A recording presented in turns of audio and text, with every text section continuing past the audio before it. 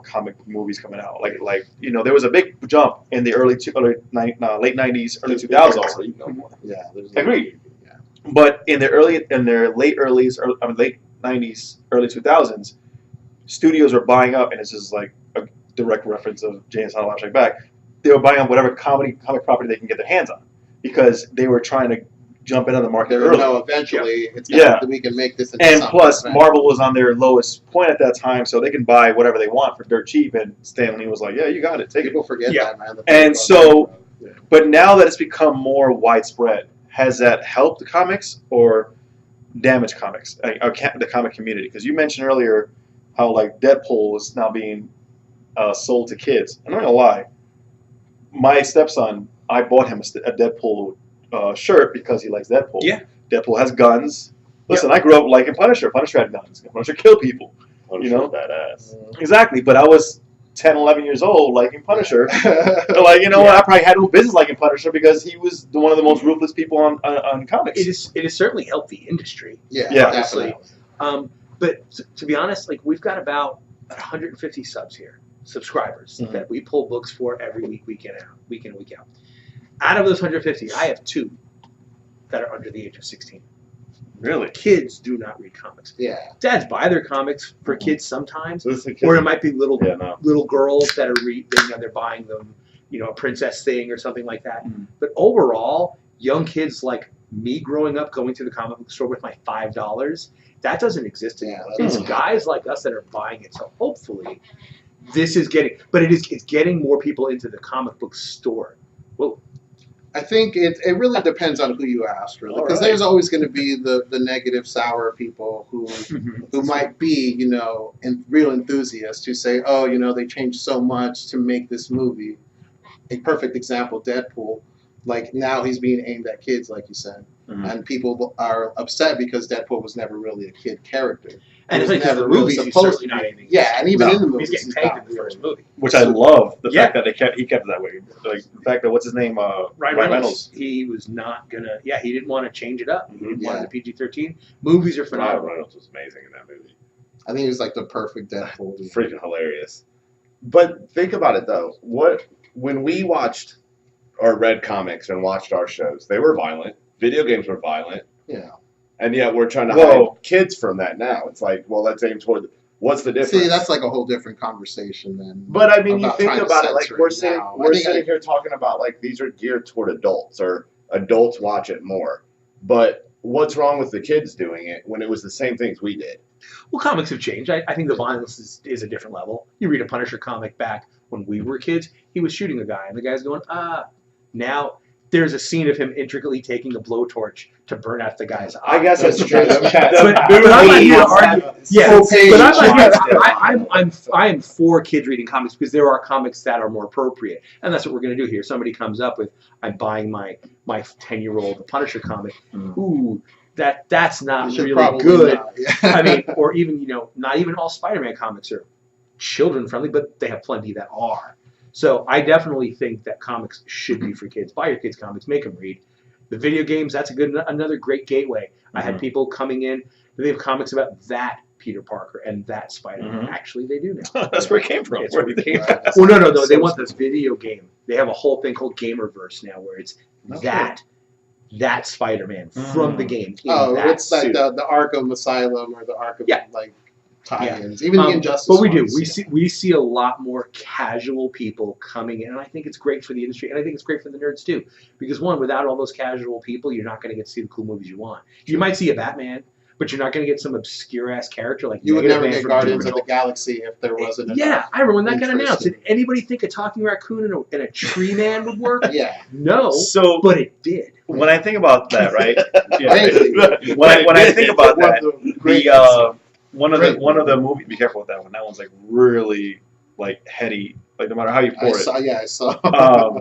One of the things that I always think of when I think of somebody like you just said coming in for the kids or whatever it is, and it's a scene from Unbreakable. Yeah. Where the guy's walking into the comic shop. Huh? You got a pro now. I guess so. I mean, I didn't expect it to be like I barely poured it, and the thing just you did kind of pop it open, didn't you? And then anyway, as soon as he pops There's like a gallon for like. So, and the scene in Unbreakable where he walks into the studio, and then he's like, "Oh, my son will love this on his wall." And he's like, "How old is your son?" He's 6 or something like that. He's like, "Do you see any Teletubbies around here? Like, this is not." Yeah. And that's what I always think of. Like, there are things that, yes, it's great to have a version of it. It's great that kids at a young age, I was into it. I remember reading that Superman at a young age. When I was like 11, 12 years old. And I didn't know what the hell was going on. I'm like, how does Superman die? Like, what's going on here? Material. Yeah. And I'm reading this, and yeah, they're carrying him in his casket. He's dead. Like, there's no. I remember. He's gone. He's gone. Those people. Why is he dead?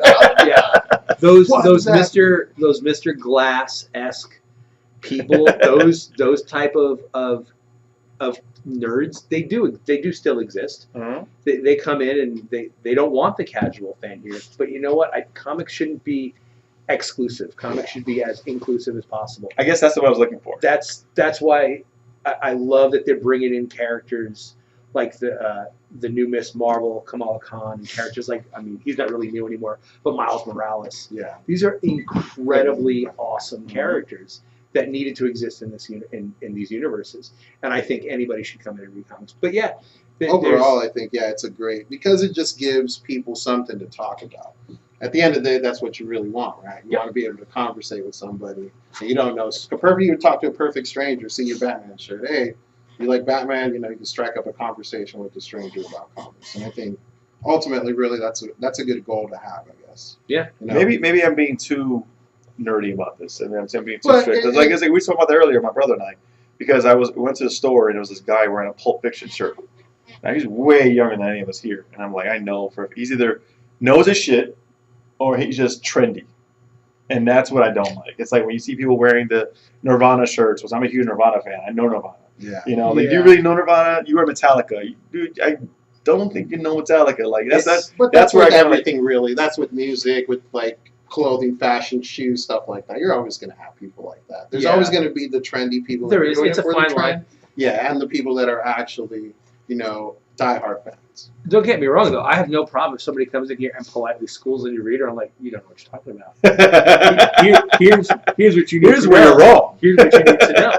Actually, Captain Marvel did, because we get that all the time, and that's fine. And that's you're knowledgeable about something. That's great. This is where you come. This is like a bar. Oh yeah, literally. Yeah. But no, that's what it is. Comic bar. Write that down. We literally, we have guys every Wednesday when books come out. We have guys coming in right after work, and it's the same. I used to go dozen or so guys, every day. and they don't know each other, but they all know each other because I see you here every week. And then, did you see the new trailer for Endgame? Did you see Captain Marvel? Well, I heard that, and then you just start those conversations up, and it's great because of the movies, man. I got people coming into the stores that weren't coming in before, but now, like, even my wife, who is not comics, you asked her beforehand, like, so did you read comics beforehand? She's like, I didn't read comics before you. He asked my wife, do you read comics before you met your husband? She goes, I don't read comics now. And we've been married 15 years. She doesn't read comics now, but she loves the movies. And hey, was the first time I got to go to the movie because Chris Hemsworth took his shirt off at the floor? Yes, but it got her to the movies. It got her to the movies, and now she's excited to go see Captain Marvel. She freaking loves Black Panther. Absolutely loved Wonder Woman. I have still. You want to read a Wonder Woman comic? No, I've got the Blu-ray. That's all she wants. But it's exposing a really cool piece of culture. Yeah. I mean, like we were talking about Power Rangers before. It's like I don't want the Japanese to be like, no, Americans don't get Power Rangers. I want my Power Rangers. So at some point, you have to I think let it go. It'll come back. Because we are going to hit a saturation point. When there's a new comic book movie coming out every month from a major studio, we're going to hit a saturation point where it's just not going to be the cool new thing, and they're going to move on to Cyberpunk. It's going to come back, and we're going to get Matrix movies again, or Matrix style, and eventually we'll get to 2 or 3 comic book movies a year. Cyborg Killers and all that. Yeah, but there were a lot of movies in the '90s, right, that came out that were based on comics that were amazing. So before I came here, I watched The Crow, which is phenomenal. Great. That is, I make a point of watching that. That was a movie that came out when I was in college. Brandon Lee stuff. That soundtrack. Oh my god! I was going through some shit at that. That got me through. That got me through some times in my life. So that has a very special place. And my wife travels a lot, and I always make a point, like at least once or twice a year, to watch that. Like real late at night, a bottle of red wine, and like I just watch that movie, and it's. But brilliant. it's one of those frame for frame. He I don't know who the director is, and I feel bad for the noise, but he stole it out of the comic. Yes. Like legitimately, like the lines, the framework, The framing of everything, like just perfect. And so like that one, and this is not one of my strongest points, but Men in Black is a comic. I didn't know that.